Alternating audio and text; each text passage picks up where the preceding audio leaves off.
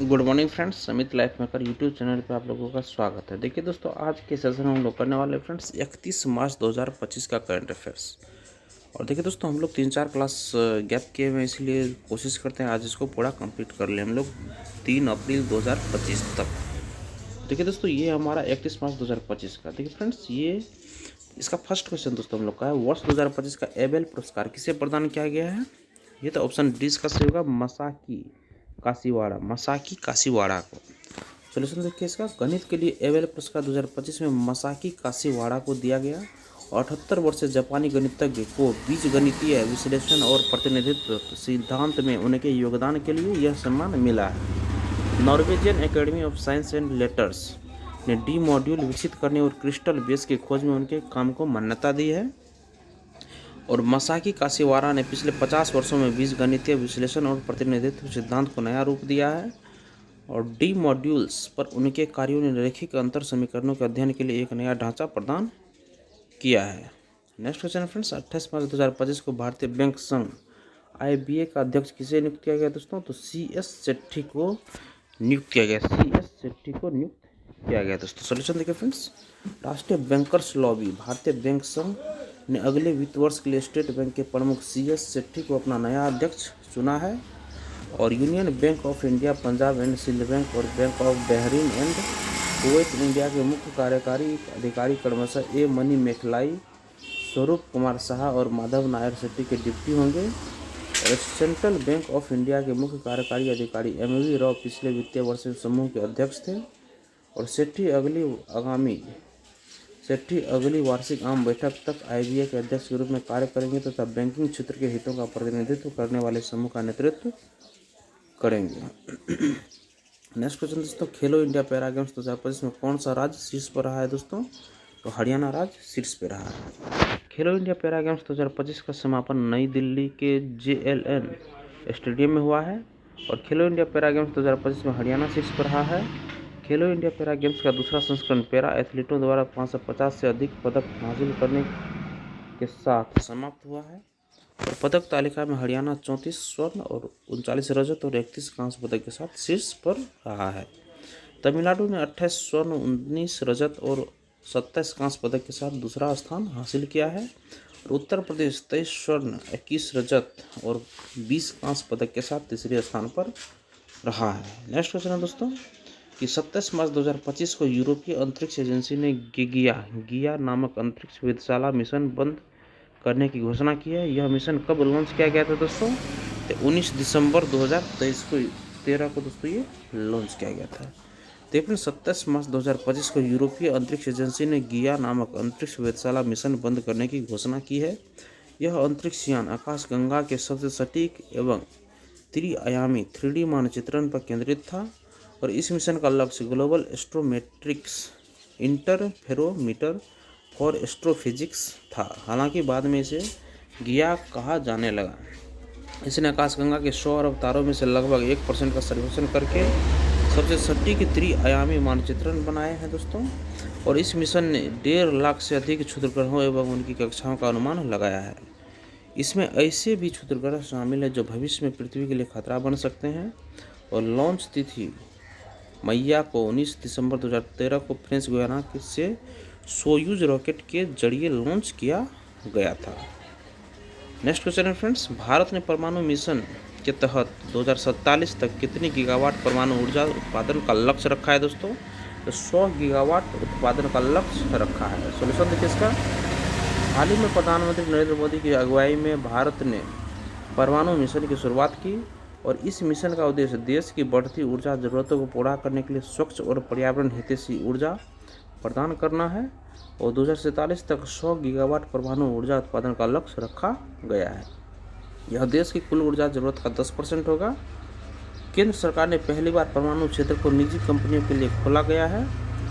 और निजी कंपनियां अब परमाणु ऊर्जा क्षेत्रों में निवेश कर सकेंगी। इससे तकनीकी नवाचार और निवेश को बढ़ावा मिलेगा। और नेक्स्ट क्वेश्चन है फ्रेंड्स, उत्तराखंड के बाद डैश समान नागरिक संहिता यानी UCC यूनिफॉर्म सिविल कोड लागू करने वाला देश का दूसरा राज्य बन जाएगा? तो गुजरात गुजरात बन जाएगा। देखिए फ्रेंड्स, उत्तराखंड के बाद गुजरात समान नागरिक संहिता यानी यूसीसी यूनिफॉर्म सिविल कोड लागू करने वाला देश का दूसरा राज्य बन जाएगा।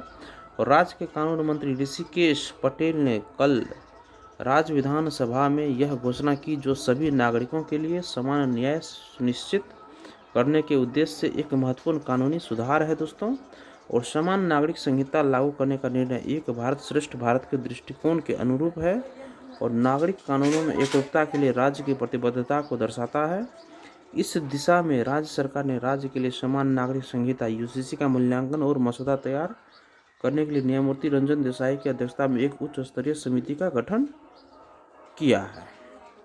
नेक्स्ट क्वेश्चन फ्रेंड्स, आर्थिक मामलों की कैबिनेट समिति सीसीईए ने डैश मतलब बिहार में 2 प्रमुख बुनियादी ढांचे परियोजनाओं पटना आरा सासाराम कॉरिडोर और कोसी मेची राज्याभ्यंतर लिंक परियोजना को मंजूरी दी है दोस्तों। तो ये बिहार में फ्रेंड्स, ये ऑप्शन सी इसका सही होगा। सोल्यूशन देखिए इसका, आर्थिक मामलों की कैबिनेट समिति सीसीए ने बिहार में 2 प्रमुख बुनियादी ढांचा परियोजनाओं पटना आरा सासाराम कॉरिडोर और कोसी मेची राज्याभ्यंतर लिंक परियोजना को मंजूरी दी है।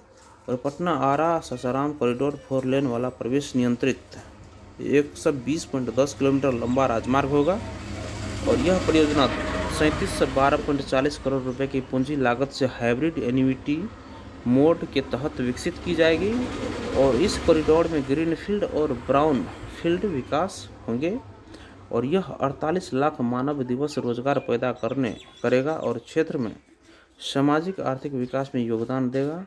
कोसी मेची राज्याभ्यंतर लिंक परियोजना को 1000 करोड़ रुपए का केंद्रीय समर्थन प्राप्त होगा और 5256 करोड़ की लागत से बनने वाली इस परियोजना को मार्च 2029 तक पूरा कर लिया जाएगा। नेक्स्ट क्वेश्चन फ्रेंड्स, भारत रूस द्विपक्षीय नौसैनिक अभ्यास इंद्र 2025 का 14वां संस्करण कहाँ आयोजित किया गया है दोस्तों? ये चेन्नई बंगाल की खाड़ी में आयोजित किया गया दोस्तों। द्विवार्षिक भारत रूस संयुक्त नौसेना अभ्यास इंद्र का 14वां संस्करण 28 मार्च 2025 को बंगाल की खाड़ी में चेन्नई तट पर शुरू हुआ है दोस्तों। और इस इंद्र समुद्री अभ्यास 2025 28 मार्च से 2 अप्रैल 2025 तक 2 चरणों में होगा। और इंद्र अभ्यास का पहला संस्करण मई 2003 में अरब सागर में भारत के पश्चिमी तट पर आयोजित किया गया था। और अभ्यास का उद्देश्य परिचालन अंतर संचालनीयता में सुधार करना और द्विपक्षीय नौसैनिक सहयोग को मजबूत करना है। हाल के वर्षों में थल और नौसेना बलों ने बारी बारी से अभ्यास में भाग लिया दोस्तों।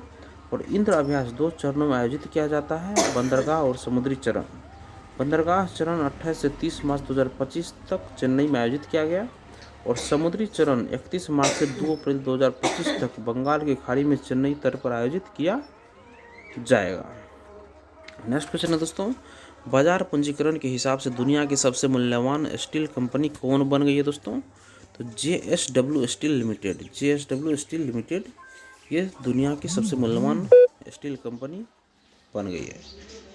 सॉल्यूशन देखिए इसका, JSW steel limited Arcelor Mittal और नुकोर कॉर्प जैसी दिग्गज कंपनियों को पीछे छोड़ते हुए दुनिया की सबसे मूल्यवान स्टील कंपनी बन गई है।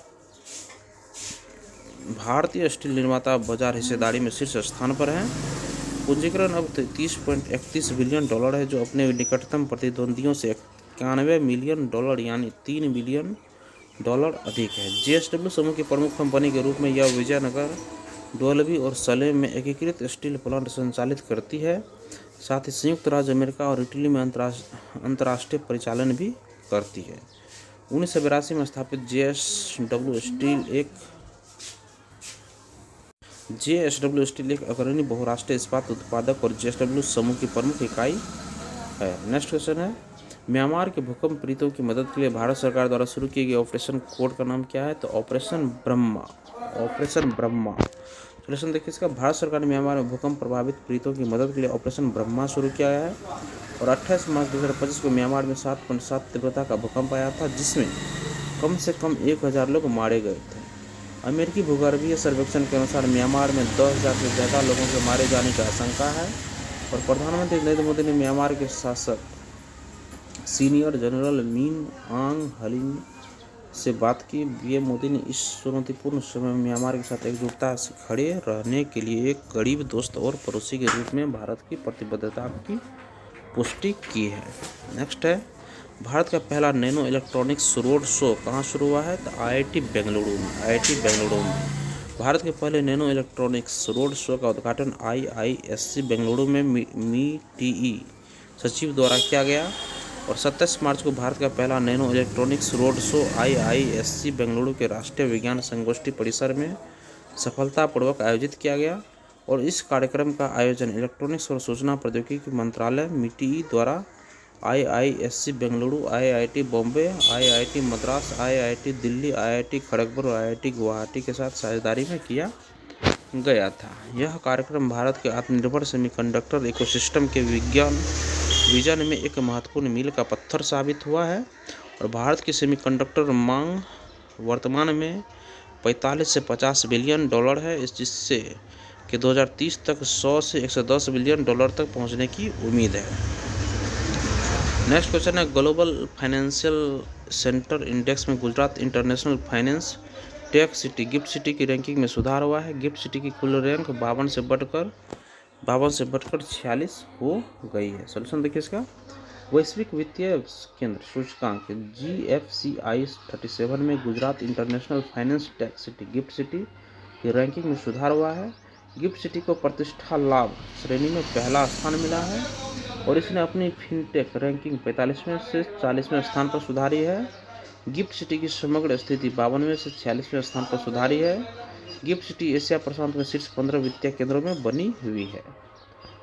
और देखिए इस पर सारे क्वेश्चन हम लोग ब्रीफ में देख लेते हैं। फर्स्ट है, वर्ष 2025 का एबेल पुरस्कार किसे प्रदान किया गया? तो मसाकी